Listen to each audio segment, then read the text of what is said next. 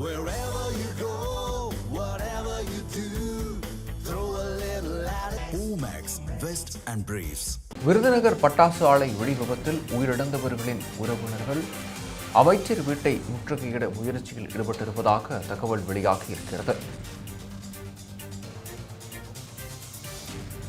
விருதுநகர் பட்டாசு ஆலை வெடி விபத்தில் உயிரிழந்தவர்களின் குடும்பத்தினர்கள் அமைச்சர் வீட்டை முற்றுகையிட முடிவு செய்திருப்பதாக தகவல் வெளியாகியிருக்கிறது.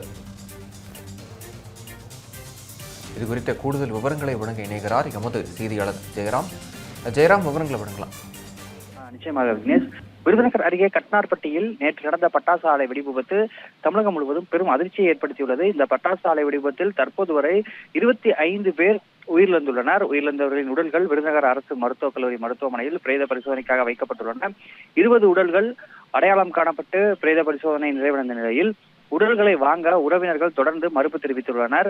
உறவினர்கள் தரப்பில் பட்டாசு ஆலை வெடி விபத்தில் உயிரிழந்தால் பட்டாசு ஆலை உரிமையாளர் 50,000 ரொக்கமாகவும் 5 லட்சத்தை காசோலையாகவும் வழங்குவது வழக்கம். அதன் பின்பு தமிழக அரசு சார்பில் 4 லட்சம் நிவாரணமாக வழங்குவது வழக்கம்.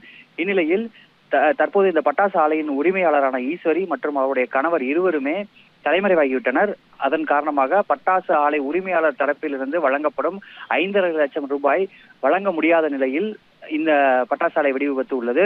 இதன் காரணமாக நேற்று முதலே தங்கள் இறந்தவர்களின் உடலை வாங்க மறுத்து உறவினர்கள் தொடர்ந்து அந்த பகுதியில் முற்றுகையிடு உள்ளிட்ட பிரச்சனைகளில் ஈடுபட்டு வருகின்றனர். இந்நிலையில் இன்று சுமார் 20 உடல்களின் உடற்கூறு ஆய்வு நிறைவடைந்த நிலையிலும் ஆலை தரப்பிலிருந்து தற்போது வரை எந்த பேச்சுவார்த்தையும் நடத்தவில்லை, அதிகாரிகள் தங்களுடன் எந்த பேச்சுவார்த்தையும் நடத்தவில்லை என தொடர்ந்து உறவினர்கள் குறை கூறி வந்த நிலையில் மாவட்ட ஆட்சித்தலைவரும் தேர்தல் ஆணையம் தரப்பில் இந்த விபத்து குறித்து உரிய நடவடிக்கை எடுப்பதற்காக தனி அலுவலராக கோவிந்தராவ் என்பவர் நியமிக்கப்பட்டுள்ளார். அவர் இன்று விருதுநகர் அரசு மருத்துவக் கல்லூரி மருத்துவமனைக்கு வருகை புரிந்தார்.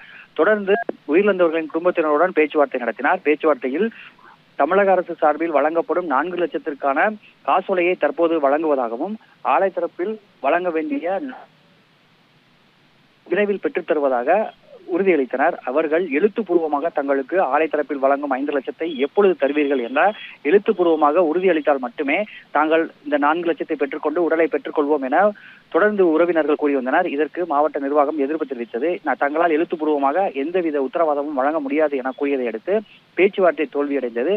இதையடுத்து அவர்கள் பேச்சுவார்த்தை தோல்வியடைந்ததை அடுத்து கீழே இறங்கி வந்து விருதுநகர் அரசு மருத்துவக் கல்லூரி மருத்துவமனையில் இருந்து சுமார் ஒரு கிலோமீட்டர் தொலைவில் உள்ள அமைச்சர் வீட்டை நோக்கி சுமார் 100க்கும் மேற்பட்டோர் நடந்து செல்ல தொடங்கினர். இதனால் சுமார் 100க்கும் மேற்பட்ட காவல்துறையினர் அவரை விருதுநகர் பாலத்திற்கு முன்பாக தடுத்து நிறுத்தியுள்ளனர். இதனால் அந்த இடத்தில் பரபரப்பு ஏற்படுத்தியுள்ளது. சுமார் 100க்கும் மேற்பட்டோர் அந்த பகுதியில் இருந்த பொதுமக்களை தடுத்து நிறுத்தி மாவட்ட காவல் கண்காணிப்பாளர் ஸ்ரீநாதா தொடர்ந்து அவர்களுடன் பேச்சுவார்த்தையில் ஈடுபட்டு வருகிறார்.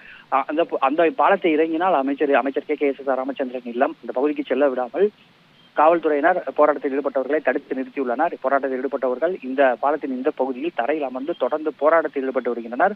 காவல்துறையினர் தொடர்ந்து பேச்சுவார்த்தையில் ஈடுபட்டு வருகின்றனர். தினேஷ், விவரங்களுக்கு நன்றி ஜெயராம்.